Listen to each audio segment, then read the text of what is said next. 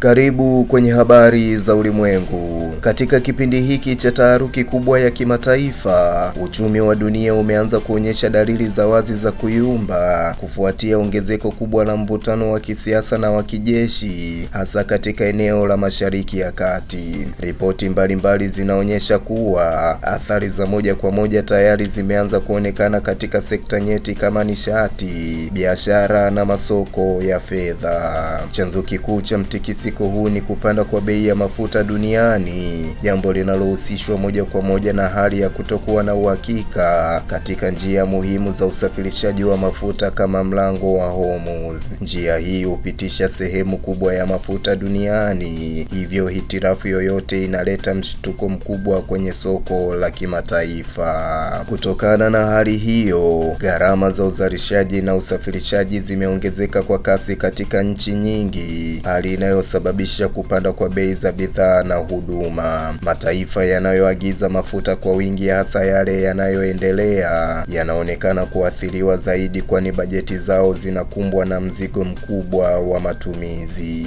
Masoko ya hisa duniani tayari pia yameanza kuonyesha mwelekeo wa kushuka, huku wawekezaji wengi wakichukua tahadhari na kuondoa mitaji yao kwenye maeneo yenye hatari kubwa. Hii ni ishara ya kupungua kwa imani katika uthabiti wa uchumi wa dunia kwa sasa. Kwa upande mwingine, mataifa yenye uzalishaji mkubwa wa mafuta yanaweza kunufaika kwa muda mfupi kutokana na bajeti hizo kupanda, lakini wachambuzi wanaonya kuwa faida hiyo inaweza isiwe ya kudumu endapo hali ya kisiasa itaendelea kuwa mbaya. Hali ya vita au mvutano mkubwa pia huathiri mahitaji ya bidhaa na huduma, hivyo wazalishaji wanaweza kukumbwa na changamoto baadaye. Serikali nyingi zimeanza kuchukua hatua za dharura, ikiwa ni pamoja na kuongeza akiba ya mafuta, kupunguza matumizi yasiyo ya lazima na kutafuta njia mbadala za nishati. Hata hivyo, hatua hizi zinaonekana kuwa za muda mfupi na haziwezi kutatua tatizo la msingi linalosababishwa na migogoro ya kimataifa. Katika mtazamo mpana zaidi, hali hii inaashiria uwezekano wa dunia kuingia katika mdororo mpya wa kiuchumi endapo mvutano utaendelea au kuongezeka. Historia inaonyesha kuwa migogoro ya aina hii mara nyingi huambatana na kushuka kwa uchumi, kupungua kwa ajira na kupanda kwa gharama za maisha. Nchi nyingi za Afrika ikiwemo Tanzania zinaweza kukumbwa na changamoto kubwa zaidi kutokana na utegemezi wao wa bidhaa kutoka nje pamoja na mabadiliko ya thamani ya fedha za kigeni. Hii inaweza kusababisha kupanda kwa bei za bidhaa muhimu kama chakula, mafuta na huduma za usafiri.